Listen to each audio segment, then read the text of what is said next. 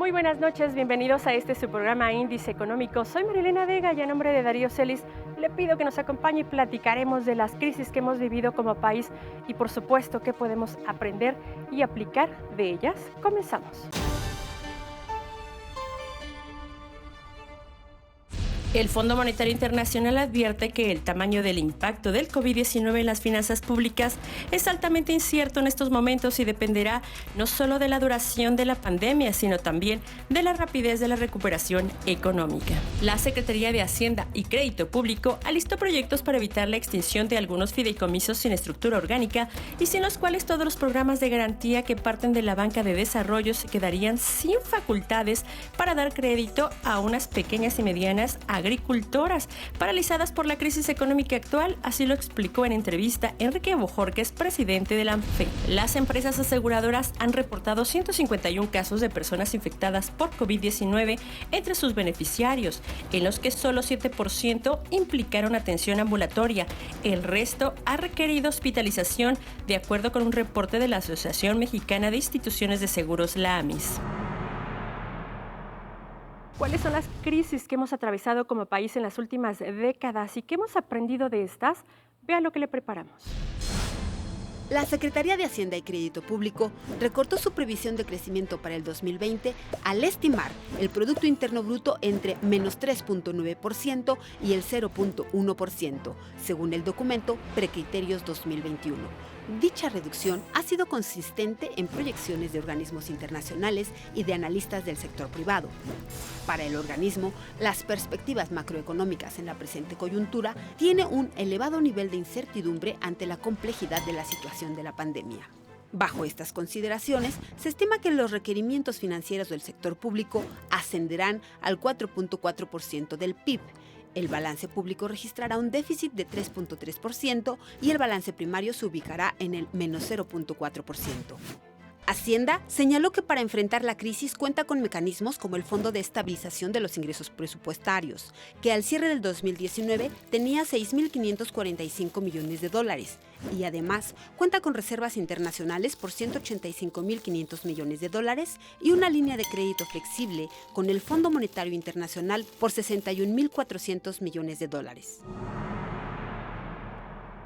Dicen que toda crisis trae oportunidades. ¿De verdad las trae? Para platicar de ello nos da muchísimo gusto saludar a Luis Niño de Rivera, el expresidente de la Asociación de Bancos de México, por supuesto, un gran economista, analista, y le ha tocado pasar 6 crisis. Luis, muy buenas noches. Buenas noches, María Elena, un placer estar contigo. Oye, Luis, 6 crisis, está, pues por supuesto, compleja. Es cierto que después de cada crisis hay oportunidades. Pues sí, aún durante la crisis, déjame decirte, la primera que me tocó fue en 1976, cuando era presidente Luis Echeverría, y el peso, después de 22 años de estar a 12.50, explotó y se devaluó más del 100%, y todos pensábamos que era el fin del mundo, ¿no? Un problema tremendo de deuda externa, de falta de actividad económica. Y después vino la del 82, que fue infinitamente más grave, porque esa tenía que ver ya no con la deuda del país y de las empresas, sino con la deuda de personas. Nació el FICORCA para poder solventar la deuda en moneda extranjera. Y así sucesivamente, la del 94 fue tremendamente ruda, ¿no? Se despedazó la economía, la banca hubo que rescatarla, en fin, todo lo que ya se conoce. La del 2008 en el mundo fue terrible, la crisis del sistema financiero, ¿no? Billones de pesos convertidos en dólares tuvieron que meterle los países a los bancos para sacarlos adelante, ¿no? Pero ¿qué es lo que acaba sucediendo?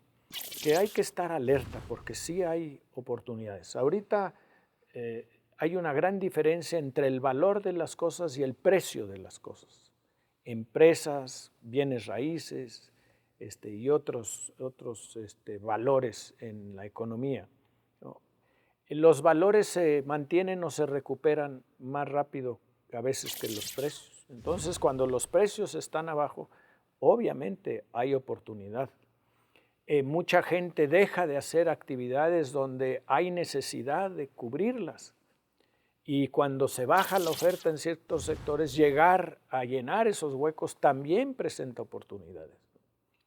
¿Hemos aprendido algo? ¿Se ha aprendido algo? Porque parece ser que dijiste de las 70, 80, no, esto cada vez es peor. ¿Esto se ha aprendido algo? ¿Hemos aprendido algo como sociedad, Sí, como mucho. gobierno, como sector empresarial? Sí, déjame decirte que sí hemos aprendido.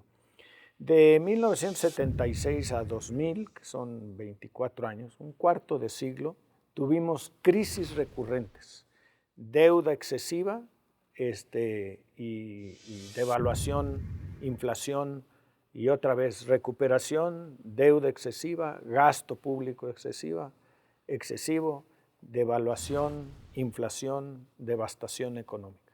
Lo repetimos una y otra vez, ¿no?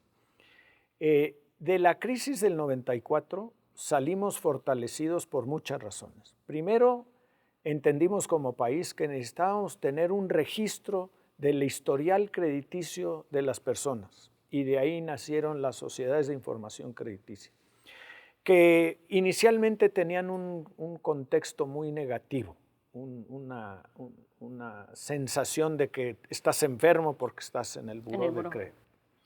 En realidad, las sociedades de información crediticia, por ejemplo, Círculo de Crédito, que se dedica a las personas de bajos recursos, es una maravilla porque le registra el historial bueno a la mayoría de las personas. Entonces, alguien puede ir a checar tu referencia y decir, yo sí te presto o te vendo a plazo o puedo hacer negocio contigo porque eres buena paga.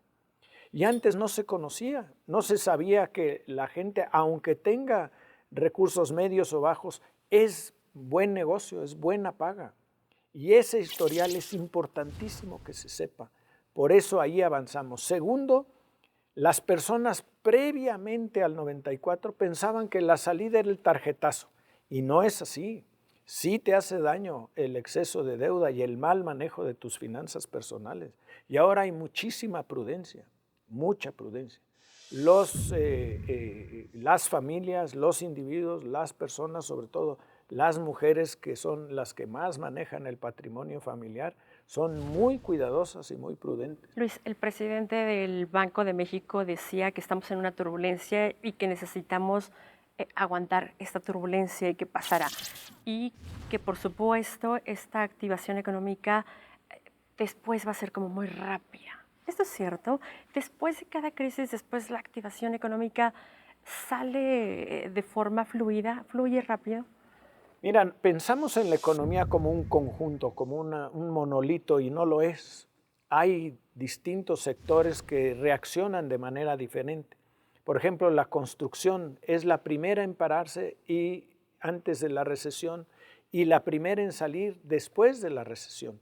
Entonces, si echamos a andar inversión en infraestructura, en inversión fija bruta que tanto le hace falta al país, entonces vamos a tener otra dinámica económica. Reactivar la economía norteamericana nos va a favorecer porque está entrando en vigor el TEMEC, aunque todavía tenemos el TLC. ¿Cuáles son los grandes motores de nuestra economía? La inversión fija bruta, el consumo y las exportaciones. Necesitamos en esos tres temas meterle turbo para que la economía se levante rápido. Esos son los motores, los focos verdes que ves. ¿Cuáles? Tenemos una banca sólida. ¿Qué más tenemos? ¿Reservas? ¿Qué son nuestras fortalezas Las reservas como país? internacionales del Banco de México son muy buenas, no tenemos inflación, tenemos un gobierno austero que no gasta de más, no tenemos una deuda pública excesiva, está en el 44% del Producto Interno Bruto, tenemos un respeto del gobierno federal y del presidente de la República hacia la autonomía de Banco de México. Eso es muy valioso entrando a una recesión. Ahora necesitamos todo lo demás que es inversión, consumo y exportación. Luis, ¿ves algunos focos rojos que hay que ponerle atención? Sí, por supuesto. El no tener reglas claras de inversión es muy delicado. Esto que acaba de pasar en Mexicali, de una consulta donde el 5% de la población sale a opinar en condiciones muy poco transparentes, en medio de una crisis sanitaria, pues no es reflejo de lo que opina la gente. No puedes decir que porque el 5% y dentro del 5% el 79% votó en contra, quiere decir que el 4% de la población va a parar una inversión de 1.400 millones de dólares. Eso no es prudente y no es conveniente. El inversionista va donde encuentra oportunidad, pero se queda donde encuentra confianza y eso no es lo que genera confianza. Ese es el foco. Ese es uno de los focos más rojos que tenemos, por supuesto. Necesitamos reglas claras y permanentes, que no te las cambien de un día para otro. Dentro de estas crisis que hemos vivido y que te ha tocado vivir, ¿se ha apoyado al sector empresarial? ¿Se ha dejado un poquito a la estrategia de cada iniciativa privada por un lado, gobierno por otro lado, Luis? Mira, lo más importante es apoyar a las personas, apoyar a los sectores económicos. Necesitamos reactivar el consumo dándole a las personas liquidez. ¿Cómo lo hacemos en la banca? Ofreciendo nuevos plazos para que prolonguen la obligación de cumplir con sus pagos de crédito. Eso es lo primero que tenemos que hacer. Segundo, tenemos que preservar el empleo a toda costa. Ahora, no puedes pedirle a una empresa que ya no tiene liquidez que siga pagando sueldos pues porque no tiene cómo hacerlo, va a tener que cerrar. Tenemos que evitar que cierren las empresas. No es que vamos a ayudar al empresario, vamos a ayudar a la actividad económica que genera la empresa, que son sus trabajadores, que se convierten en consumidores y que le dan vida a la economía nacional. Estas fortalezas que mencionas junto con estas alternativas que se pueden fortalecer para reactivar la economía, ¿permitirían que no tuviéramos una caída importante en el PIB como ya se está previendo? Pues mira, el año pasado el crecimiento fue cero. Si tú ves la economía en su conjunto, si ves ciertos sectores, algunos decrecieron más, la construcción, por ejemplo, se vino para abajo, el sector automotriz, pero las exportaciones de productos agropecuarios subieron indudablemente, regiones del país tuvieron éxito, Tlaxcala, Querétaro, Aguascalientes, les fue muy bien, y otras como en el sureste se contrajeron por segundo año, no solo el 19, sino el 18. No toda la economía se comporta igual, pero necesitamos reactivar los grandes motores, como te decía. Luis, por último, el tipo de cambio y el precio de petróleo son dos temas que deberían de atenderse un poco con mayor eficacia. ¿Algo que nos debe de preocupar tan alto? Mira, son dos precios muy relevantes para la economía mexicana. El precio del petróleo nos afecta directamente en la empresa más importante del país, que es Petróleos Mexicanos. De ese no tenemos control. Ese es un precio que se fija internacionalmente. El tipo de cambio es también brutalmente importante porque determina muchas cosas. Determina el precio de los insumos, determina la cantidad de pesos que necesitas para pagar la deuda externa y determina el valor de lo que estamos exportando, el valor de los insumos que estamos importando, que repercute eventualmente en la economía nacional. Todo está hecho correctamente para que el tipo de cambio esté estable. Y estaba hasta hace un par de semanas, ¿no?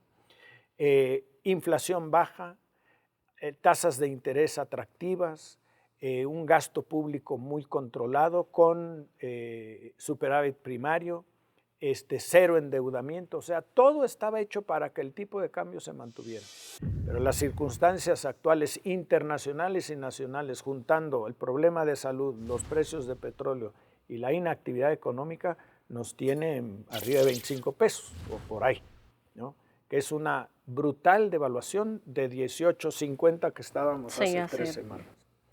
Por consiguiente, tenemos cómo regresarlo, pues sí, en el momento que pase sobre todo el tema sanitario y empecemos a ver actividad económica. Es el momento de empezar a abrir la inversión, en todos los contextos con la seguridad de reglas que hemos estado platicando. Pues muchísimas gracias, Luis, por toda esta radiografía y por supuesto compartir esas experiencias que te ha tocado vivir. Ojalá que esto pase pronto. Muchas gracias y buenas noches. María Elena, buenas noches, un placer como siempre, gracias. Mil gracias. Vaya que tenemos bases sólidas que nos pueden permitir avanzar y por supuesto que esta crisis no sea tan profunda, pero de que se requiere apoyo tanto de iniciativa privada como de gobierno, por supuesto que se requiere y ojalá que se lleguen estrategias muy bien establecidas. Muchas gracias por habernos acompañado aquí en Índice Económico. Recuerde que el próximo miércoles tenemos una cita aquí, 11:15 de la noche. Hasta entonces.